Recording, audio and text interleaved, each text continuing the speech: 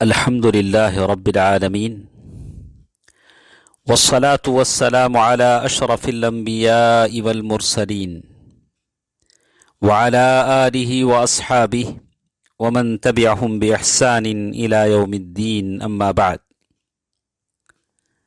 محترم حضرات و خواتین، میرے دینی اسلامی بھائیوں اور بہنوں، اللہ تعالیٰ کا آپ پر اور مجھ پر بے حد احسان و کرم ہے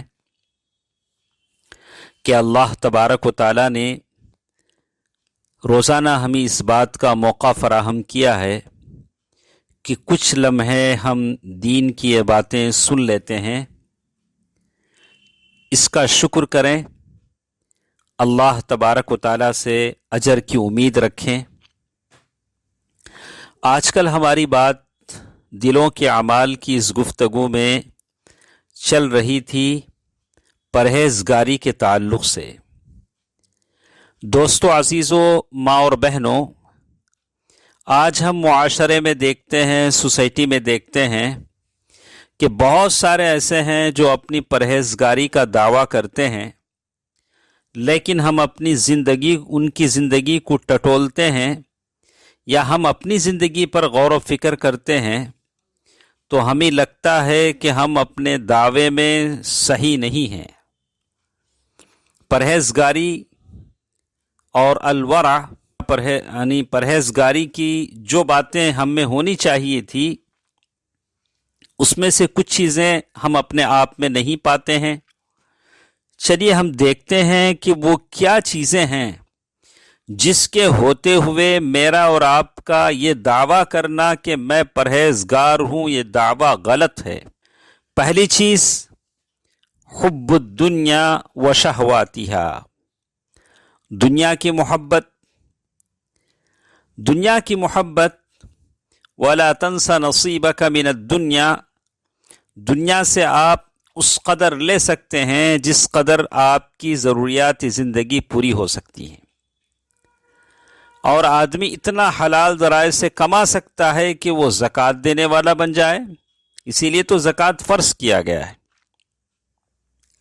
لیکن حد سے زیادہ آدمی دنیا ہی کے پیچھے بھاگتا رہے، دنیا کی محبت اس کے دل میں بھر جائے اور دنیا کی شہوتیں بھر جائیں، اور جاگتے سوتے صبح شام بس دنیا ہی کی باتیں کرتا رہے، اور بس اس کے جمع کرنے میں، اسے حاصل کرنے میں لگا رہے، جڑا رہے جیسے دنیا ہاتھ آتی ہے. تو ایسا آدمی کیسے متقی ہو سکتا ہے؟ ایسا آدمی کیسے پرہیزگار ہو سکتا ہے جس کی دنیا، جس کے دل کی حالت یہ ہے، جس کی دل کی حالت یہ ہے کہ بالکل دنیا کی طرف جھکا ہوا ہے، صبح و شام بس دنیا ہی کی باتیں کرتا ہے، اور آنکھوں سے دنیا ہی کے بارے میں دیکھتا ہے، سوچتا ہے، سنتا ہے، بالکل دنیا کی محبت میں ڈوبا ہوا ہے. تو ایسا آدمی پرہیزگاری کا دعویٰ کرتا ہے تو غلط ہے. لیکن اس کا یہ مطلب نہیں کہ آدمی مال نہ کمائے. عشرہ مبشرہ میں کتنے ایسے تھے جو مالدار تھے، اس کے باوجود ان کو جنت کی بشارت دی گئی. عبد الرحمن ابن عوف رضی اللہ تعالی عنہ، حضرت عثمان رضی اللہ عنہ ذو النورین، اور حضرت ابوبکر صدیق رضی اللہ عنہ، تو یہ لوگ تھے جنہوں نے کئی مرتبہ اپنی زندگی میں جنت کی قیمت ادا کی. تو معلوم یہ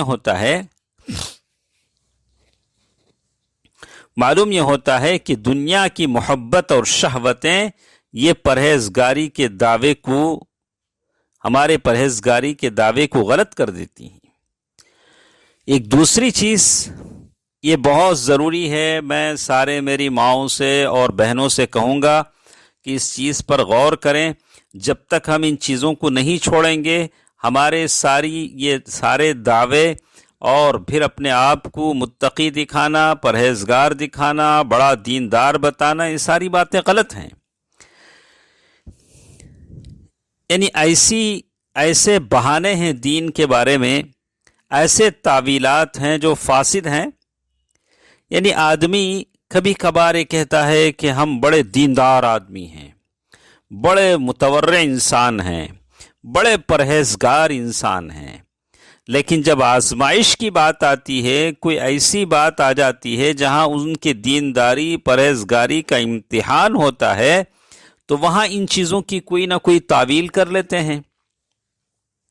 شادی کے مراسم ہیں، فضول خرچی، شادی میں فضول خرچی کی باتیں ہیں، تو جب ان سے کہا جاتا ہے کہ صاحب آپ تو بڑے دیندار گھرانے کے آدمی ہیں، یہ ایسی شادیاں کیسے ہو رہی ہیں جو سنت کس سے ثابت نہیں ہیں، تو وہاں یہی کہتے ہیں کہ کیا کریں، اب بڑے لوگوں کی خواہش ہے، نوشہ کی خواہش ہے، دلہن کی خواہش ہے، تو خواہشات پر شان و شوکت کے بتلانے پر اسلام سارے کا سارا ختم ہو جاتا ہے اور صحیح شریعت کی وہاں کوئی چیز باقی نہیں رہتی. تو ایسی تعویلوں سے، ایسے بہانوں سے، حیلے بہانوں سے ہم اپنے کام کرتے ہیں اور سمجھتے ہیں کہ ہم دیندار لوگ ہیں. اور آدمی پرہیزگاری کا دعویٰ کرتا ہے، پھر ایسی چیزوں کے لیے آدمی علماء کے فتوے بھی تلاش کرتا ہے. کوئی ایک آدمی ایک ایسی نوکری پر جوائن ہوتا ہے، ایسے جاب میں جوائن ہوتا ہے جس میں سود کا پیسہ ہو یا حرام کاروبار ہو یا کمپنی حرام کا کاروبار کرتی ہو، تو ویسے جگہ جانے کے لیے وہ علماء سے فتویٰ پوچھتا ہے کہ میں کاروبار کر سکتا ہوں یا اس جگہ جوائن کر سکتا ہوں. تو ورع پرہیزگاری کا تقاضا یہ ہے کہ وہ ایسی چیزوں کو چھوڑ دے. عالم فتویٰ دیں گے، بیان کریں گے کہ حلال کیا ہے، حرام کیا ہے، لیکن احتیاط اسی میں ہے کہ آدمی ایسی جگہ جانے سے پرہیز کرے. مثال کے طور پر میں ایک مثال دے کر اپنی بات سمجھانے کی کوشش کرتا ہوں. ایک آدمی سوال کرتا ہے کہ مجھے کسی ایسے آدمی نے دعوت دی ہے جس کی آمدنی ملی جلی ہے. ملی جلی ہے کا مطلب کچھ حرام کاروبار بھی کرتا ہے، کچھ حلال ذرائع سے بھی کماتا ہے. تو میں ایسے آدمی کی دعوت قبول کر سکتا ہوں کہ نہیں کر سکتا ہوں؟ تو حرام کا کاروبار اگر وہ کرتا ہے تو اس کی سزا وہ پائے گا، اور دعوت پر جانے والے انسان سے اس کا محاسبہ نہیں ہوگا. لیکن تقوی اور پرہیزگاری اور تورع کیا تقاضا یہ ہے کہ ایسی جگہ جا کر دعوت کھانے سے بچا جائے جس کی آمدنی مختلط ہو، یعنی اس کی کمائی ملی جلی ہو. ایسے آدمی کے گھر جا کر دعوت کھانے سے اپنے آپ کو روک لے. یہ تقاضا ہے الورع کا. دوستو عزیزو، ماں اور بہنوں، جیسے میں نے آپ کو بتایا کہ ہم پرہیزگاری کا دعویٰ تو کرتے ہیں، کہتے ہیں کہ ہم بڑے متورع انسان ہیں، لیکن ایسی چیزوں سے ہمیں اپنے آپ کو نکالنا چاہیے. دنیا کی محبتوں سے، دنیا کی شہوتوں سے اور دین کے معاملے میں غلط کام کرنے کے لیے حیلے بہانے تلاش کرنے سے. کیسے کیسے بہانے تلاش کر لیتے ہیں؟ اپنے رسم و رواج کے لیے بڑے لوگوں کی خواہش ہے، ایک دن ہی کی تو بات ہے، نوشاہ کی خواہش ہے، پتہ نہیں کیسی کیسی. دین خواہشوں کا نام نہیں ہے.